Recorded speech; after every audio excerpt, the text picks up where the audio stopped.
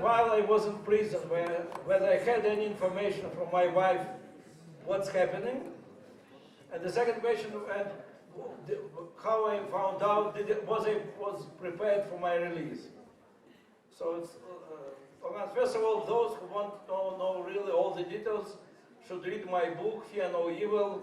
You can order it on Amazon, so it's a little bit of promotion. But in short, I can say, I had very little information. Officially, I have the right to receive letters from home.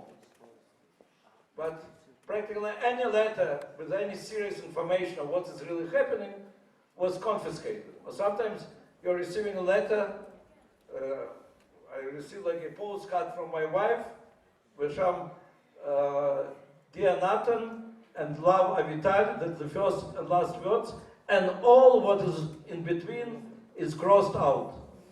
So, and I tried for years, I tried to see what is there written, there was no way to understand. So the censorship was very heavy.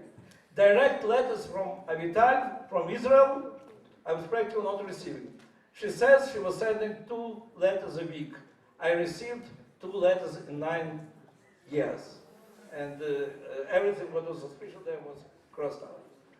Now, but again, by law I have the right to meet my family once in half a year. For so-called bad behavior, I was deprived of these meetings, and in 9 years I had 2 meetings with my wife. I never had many meetings with my wife. She was never permitted to come from Israel, but with my mother and my brother who were coming from Moscow. They were coming many times, but they were deprived to see me. Only twice we had this meeting. During these meetings, of course, I could get some information. Also, sometimes you meet somebody who was arrested like 3 years ago, and you were arrested 7 years ago. So what happened in the world in those 4 years that he was not arrested, you can get from him. But that was the only way how you can get some information. Practically knew nothing. But I did feel very strongly that the world is fighting for me and that the KGB is under big pressure. Why? Because whenever I was in confrontation, for example, once I had a long hunger strike. They didn't let me write letters for more than a year. I started hunger strike. It continued for 110 days with forced feeding, of course. I was practically dead. In the last moment, they retreated and permitted me to write. It was clear that they are afraid that I would die. My friend Anatoly Marchenko, Ukrainian Russian dissident, in the same condition, the same prison, under the same type of hunger strike, died. They permitted him to die, they didn't permit me to die. From this I could figure out that there is a big and strong campaign on my behalf. Now, how I found out? I didn't find out. At some moment, in fact, there was, I didn't know of course about it, but there was a summit meeting between Gorbachev and Reagan in the end of 1985. And Reagan told Gorbachev, and that's what Reagan later told me, that you can keep saying that Sharansky is our spy, but my people believe to that lady, and he showed an Avital who was demonstrating at that moment.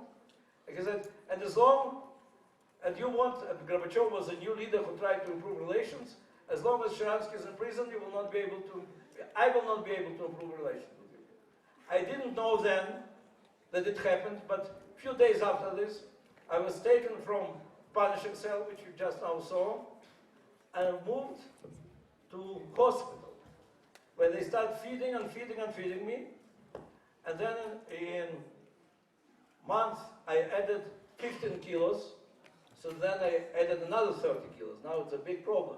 But then I was from being very, very weak person who could only lie on the floor, I turned in a rather sporty guy. And they gave me a lot of injections and vitamins and so on.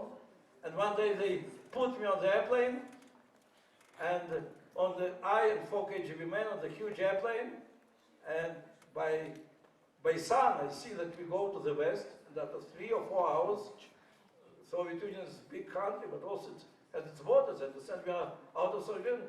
I say, is it hijacking? You kidnapped me? What happens?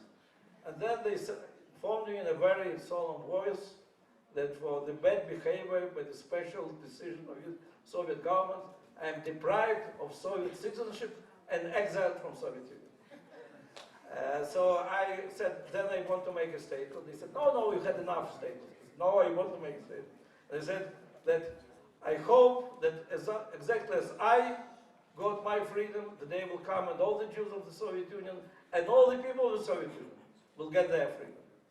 And then I started waiting when I'll see my wife.